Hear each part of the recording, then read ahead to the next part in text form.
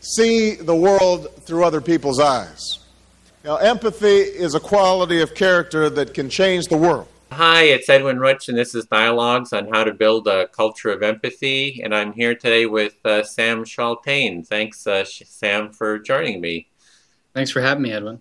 Yeah, so Sam, I'm just looking here at your bio. It says you're a DC-based writer and education activist, and that you work with the schools and school districts and the public and private sector companies to help create healthy, high-functioning learning environments. And you're also the author of 5 books, and one of them is Faces of Learning, 50 Powerful Stories of Defining Moments in Education and American Schools, the Art of Creating a Democratic Learning Community. So you've really been working in the whole area of education, and so what we wanted to talk about was how do we build a culture of empathy within education. So would you like to introduce yourself a bit more? Is there something I didn't cover, or do you like to share? I think that covers it. I think you're right. I've been, pretty much my whole adult career, I've been in schools, either working in or with schools, and just trying to learn more about how people learn and what the core conditions of a transformational learning environment really are. And one of the things that I'd say one of the most valuable things I've learned, if not the most valuable thing, is that, and I've learned this by asking thousands of people to just share their own personal story of their most powerful learning experience, whether it was in school or out of school, whether they were 5 or 50. And what's emerged out of all of those stories, and in a way this is not surprising, and yet I don't think it drives schools as much as it should, is that people's most powerful learning experiences are more about who they are than what they learn. I've heard so many times people say, it was this class and I don't actually remember the books that we read, or I don't really remember what it is that we were studying, but, and then what they launch into is an environment that helped them gain a deeper appreciation of who they were, of what their strengths and their weaknesses and their passions were, of the ways in which they were able to forge meaningful relationships with others around them, and that it better prepared them to be a thoughtful and responsible human being. And to me, what's most exciting and dispiriting about that at the same time is it's such an important insight into the way in which all of us are wired and into what all of us need. And it's not at the center of a lot of the current efforts to try to reform schools and change schools for the better. Yeah, so it sounds like it's that quality of relationship that's really important. It's not the, all the technical stuff you're learning and the memorizing and whatnot. It's really how you're kind of relating with maybe the teachers and the relationship environment within the schools. That's right. And I would say too, importantly, and it's not like it's an either or. I mean, it doesn't mean that what we learn, that the content that shapes the learning environment is insignificant. It just means that the content is not the end. The content is the means towards the end, which is helping people develop a fuller appreciation of themselves and their inextricable connections to the people and the communities around them.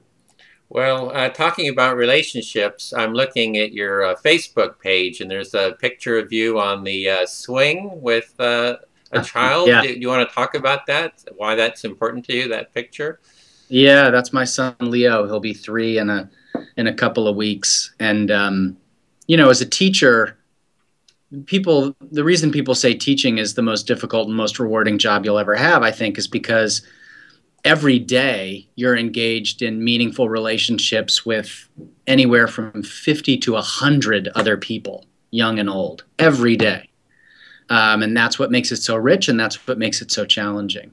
But when you become a parent, I think you gain an even deeper appreciation for the value of relationships, and also I think a deeper sensitivity to how people learn. I mean, watching my son acquire information about himself, about people, about the world. Right now, it's mostly about dinosaurs, but you know, it'll continue to change. It's just reconfirmed to me everything that I had learned less directly over the years. Yeah, those dinosaurs are real popular. Yeah. Yeah. Well, you also had, I just wanted to show some of your other links as well. So you have a website as well. And you want to just say anything about that and the URL? Yeah, so I'll show it on the screen.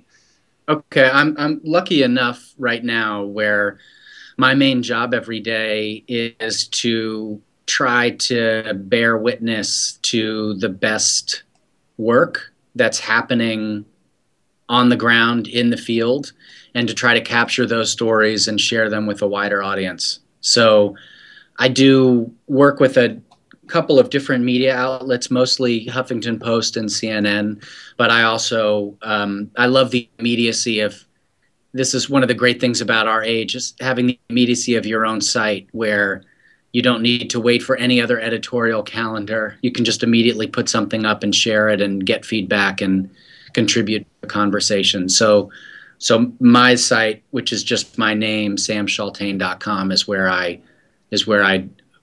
share everything that I write.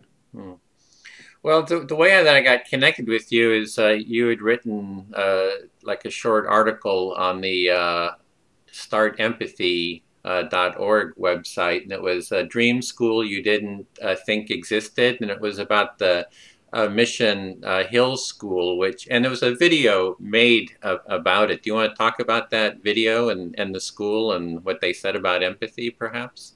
Yeah, well, one of the things that I'm really working on now is I've done a number of different things. That's one example where I'm just trying to, so before I mentioned that I was gathering stories of individuals, of their most powerful learning experience. What I'm trying to do now is gather and amplify stories of transformational schools, of places that really have taken the wisdom of all of those individual stories and paid attention to those core conditions of a powerful learning environment and put them into practice throughout an entire building, not just a single classroom or a single program. And so Mission Hill is the first example. I hope there will be others to follow, of a video narrative that just tries to at least reveal to people over a few minutes what the special sauce is that allows a place like that to come into being. And the thing that's so exciting to me about Mission Hill, so there's a husband and wife filmmaker team, Tom and Amy Valens, who produced a film a few years back called August to June, depicting another transformational learning environment in California. They've been embedded at Mission Hill all year, the previous school year. And so that's just 5 minutes worth of what is years worth of footage of the people, of the highs and the lows, of the sausage making that goes into creating an environment that is really deeply invested in a high quality and high quantity of high trust relationships between adults and children. And I think it's, by itself, I don't think it can fully help people see how to make actionable those ideas. But one of the things that we're talking about is, how can we take stories like Mission Hill, share little vignettes of some of the work that goes into maintaining an environment like that, and then also connect to it other resources that will help other communities across the country or around the world start to set up their own scaffolding so that they too can build those relationship-rich environments that help kids learn and feel supported and valued and visible and become more thoughtful and empathetic as children and adults. Well, that quality of relationships that you're talking about, for me, I call that a culture of empathy, where you say that the value of empathy, of connecting and listening and kind of that deepening quality of connection, is to take that value and raise it, to make it a primary social value within society. I mean, within society now, competition, self-interest, are kind of like predominant values, with empathy is there. But to really take empathy and raise it to be a primary social cultural value. And so I call that the culture of empathy. And I'm looking at it from the broadest terms. How do we transform society? The government, the justice systems, business, and education, and how do we transform them? And, the Ashoka has kind of taken on the task through the Start Empathy project for promoting empathy within the schools. They want, their vision is, within 5 years, like all schools in North America, are kind of like using that model of Mission Hill, basically. Yeah. How's that for a goal? Yeah, that's so. And so, yeah, it's like, how do we go about doing that? Creating a culture of empathy within schools. I don't know if that terminology is resonates with you, but yeah, well, and I think, if there's anybody that can figure out how to do it, it's Ashoka. So, Ashoka has 30 years of experience in thinking about how to take ideas to scale. How do we tap into the ingenuity of individuals that have ideas about how to solve intractable social problems? And so, to me, one of the things that I think is most valuable that they've kind of uncovered already is that an attribute like empathy, in order to really operationalize a systemic culture of empathy, we have to unpack it a little bit. And so one of the things that I think is most valuable of the Start Empathy campaign so far is the way that, at least for me, they've unpacked it into, there's really 3 different stages of becoming more empathetic and building that culture of empathy. And a lot of times we only focus on one of the following. So there's cognitive empathy, which is, first of all, just the ability to think and imagine a world through the eyes of another. There's emotional empathy, which is the ability to really feel the world the way another might feel. And then really the key final bit is compassionate empathy, which is where the cognitive and the emotional aspects come together and a person develops the wherewithal to act on those thoughts and those emotions in ways that demonstrably improve and deepen the quality of the culture in which they live. And to me, that's the rub. It's not just encouraging people to think empathetically. It's giving them the skills and the self-confidence they need to act on those thoughts and emotions in ways that improve the world. And that's what has me so excited about that particular project. So it's the action quality of it, actually doing something and kind of transforming the social structures and the relationships. That's right. It isn't enough. It's necessary and insufficient to build a culture where people care about one another. It's helping young people in particular learn how to act upon those sensibilities. And that's what Ashoka specializes in. Whether somebody is coming up with an idea of how to bring electricity to a rural community in Africa or educate homeless children in Brazil, they've got 30 years of experience of observing the individuals that are at the forefront of cracking those codes and solving those problems. That being said, and Ashoka recognizes this, American public education is a different beast altogether. It's one of the most intractable and change-resistant institutions we have, which is what makes the 5-year goal both so quixotic and audacious. But if not now, when? Yeah. Well, I would just mention, I've looked at the value of empathy and kind of definitions, and the academics kind of disagree about it, the definitions as well.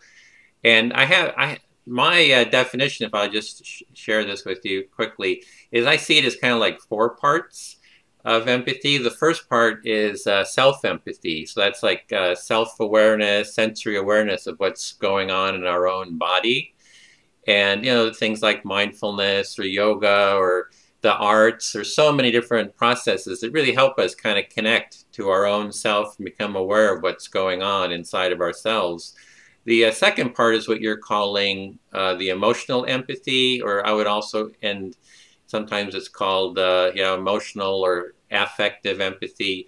But I like the word mirrored empathy, because it's kind of like using mirror neurons to reflect what we're seeing in someone else. As you're shaking your head, my mirror neurons are shaking their, mimicking that within myself. The third part is with that perspective taking, or the cognitive empathy, which is kind of like an imaginative empathy. It's like tapping our, combining that mirror neurons with the cognitive, the imaginative. So you can imagine somebody's situation, and it actually connects to that emotional quality too. It uses that same mechanism. So that's the imaginative empathy. And then as we really see each other's humanity more deeply, I see what's really what your needs are, what your deeper values are, that then we work together and we hold each other's humanity together in our, jointly.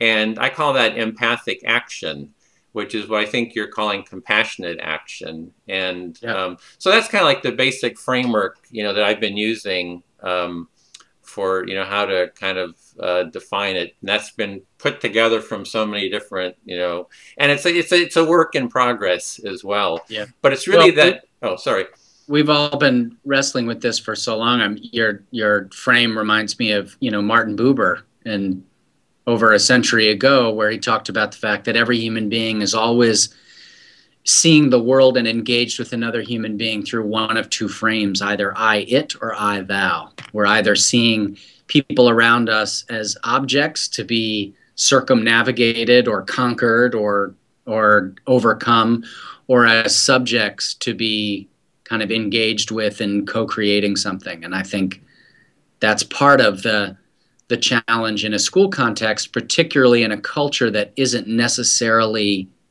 inclined to view each other this way. And so, one of the things that I think Mission Hill did that's really important, and that I've seen as a common feature across all transformational schools, they begin with values. They begin by clearly articulating, of all the things we can value as a school community coming together, what must we value, and what must we then backwards map everything else we do as a school around, in order to ensure that when these young people graduate, they will be imbued with these particular values.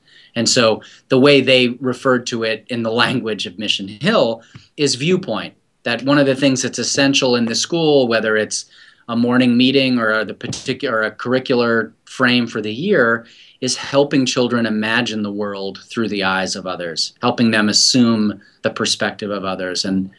And to me, that's the one thing that's true everywhere. Schools that know exactly what their values are much more likely to have also given an equal amount of time to thinking about, how do we operationalize those values? How do we make those values actionable? And how do we know if we're being successful? And that's, to me, one of the most promising insights of schools like this, is helping the rest of us think a little bit more deeply about how we actually assess the work that we're doing as adults and the progress that our students are making.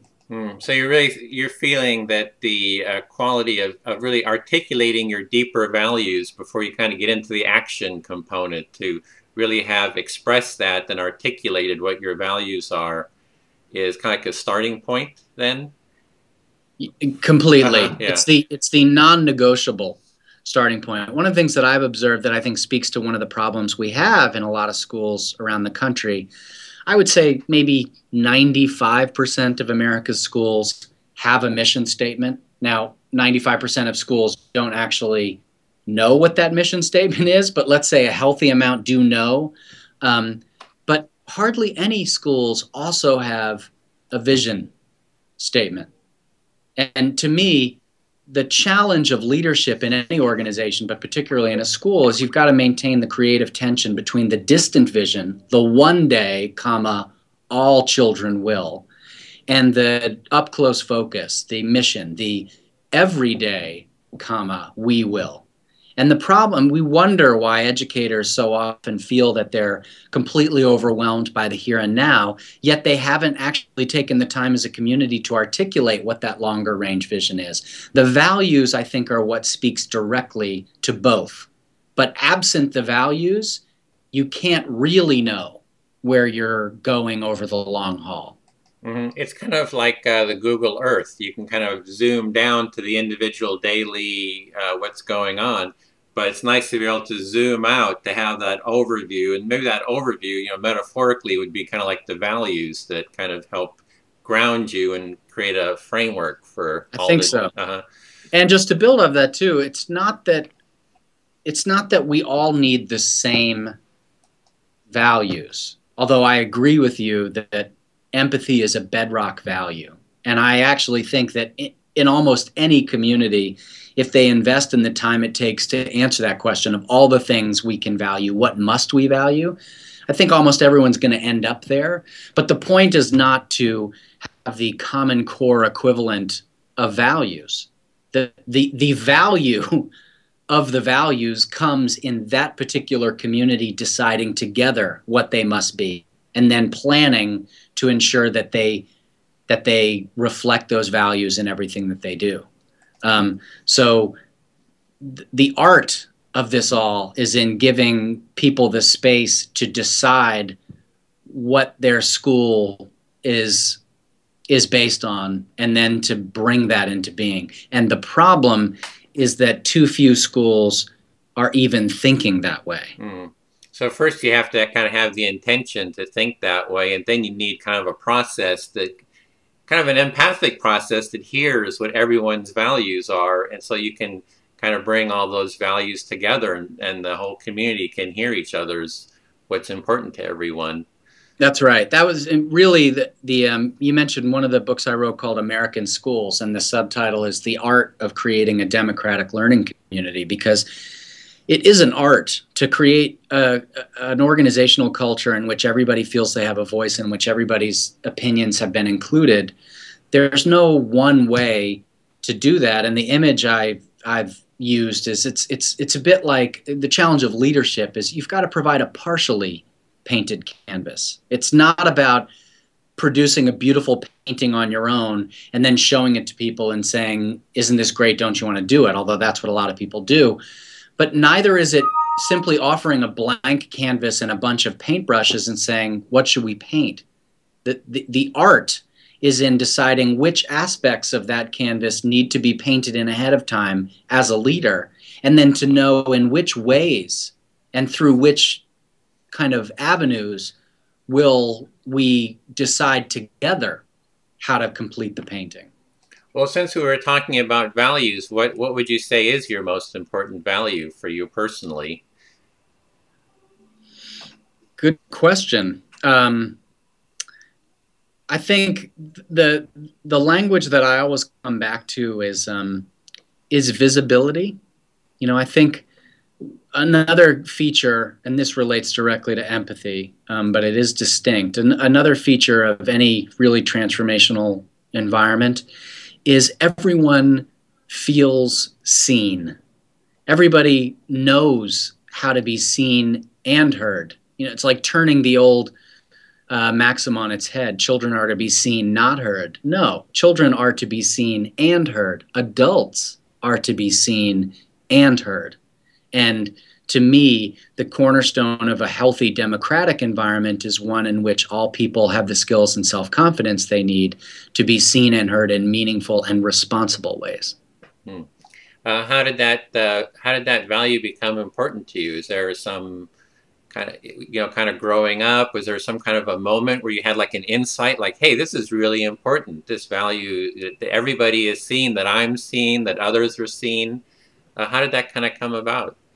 So the short version of the story is I grew up like a lot of kids as a child of divorce, of multiple divorces. And so as a young person, both switching schools and negotiating a world of multiple adults, I knew what it felt like to feel both invisible and visible. And I realized how crippling the feeling of invisibility can be. And then as I grew older and became an educator, I saw it both in my own classroom and in the classrooms of teachers I visited around the country that, every day there are children that attend school certain of their own invisibility and who we allow to stay invisible because we're just not sure how to engage them. And that's a tragedy is too mild a way of putting what kind of impact that has on our society. I mean, Martin Luther King said it. He said, violence is the language of the unheard.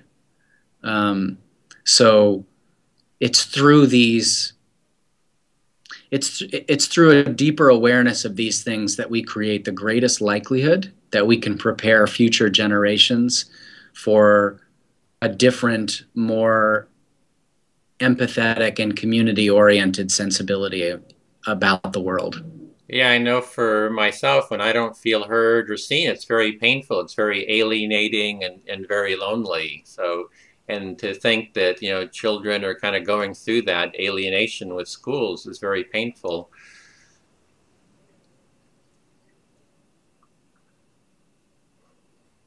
So that sense of everyone, are you still there? I'm still here. Oh, okay. I've got about 5 minutes. Okay.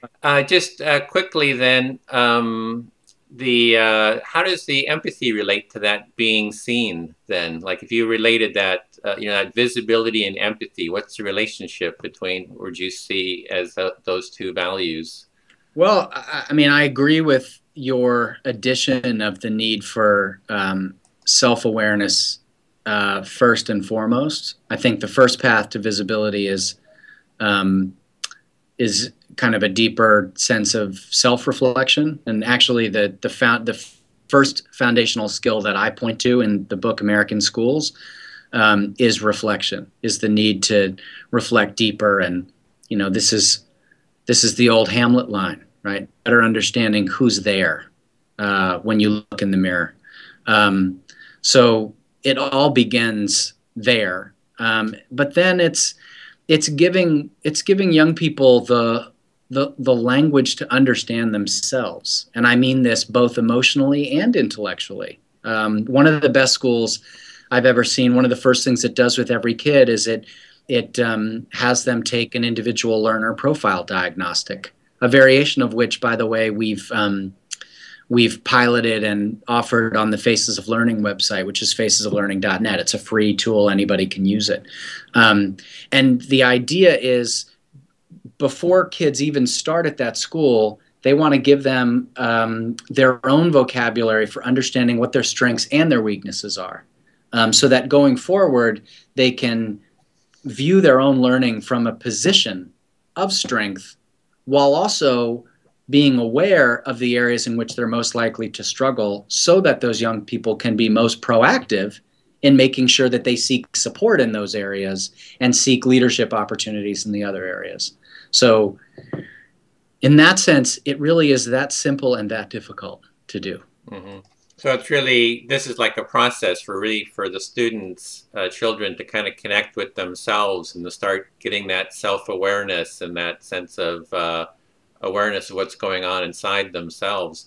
And that seems to be part of the process for empathy, is that the deeper we can share ourselves, the more space and ability we give to be empathized with. So it's kind of like this process of sharing ourselves as well as reading others, kind of being aware of others. So it's kind of holding our common humanity together. And so that hearing and seeing everyone, it seems to me to be kind of the core part of empathy. That's right. And what it's doing, ideally, is it's unleashing a virtuous feedback loop where a different type of positive behavior and awareness leads to more positive behavior and awareness, as opposed to the situation we find in a lot of schools today where there is no real investment in starting with the unique individual, placing the who at the center of learning as opposed to the what. It's less about what we learn, it's more about who the learner is. And that's, I think, a subtle but significant shift that actually strikes at the heart of lots of people talk today. We need a paradigm shift. And to me, that's it. The paradigm shift is, for the last 100 years, we've placed the what at the center of schooling. What kids know, what adults teach. We have to place the who at the center. And when that happens, and when gradually we adjust all of the other aspects of schooling, the ways in which teachers are developed, the ways in which students are assessed, the ways in which schools are designed, then maybe when Leo is in high school, we're closer to having an opportunity where that fundamental reorientation has occurred. Well, we could go on for hours, I think, about this, because building a culture of empathy in schools is a big and long-term project. So I know you had to go in few minutes. So I appreciate you taking the time, Sam, to share your thoughts and insights, and maybe we can pick this up at another point as well. How do we transform schools and have that who everyone is, and the empathy, how we can foster that. Talk more about that. Thank you, Edwin, and thank you for the work that you're continuing to do, your virtual barnstorming listening tour of gathering voices of people that are thinking about this and wrestling with the same questions. I'm really grateful for that work. Thanks. Okay, well then I'll talk to you again soon, I hope. All right. Thanks, Edwin. Take it easy. Thanks a lot, Sam. Bye. See the world through other people's eyes. Empathy is a quality of character that can change the world.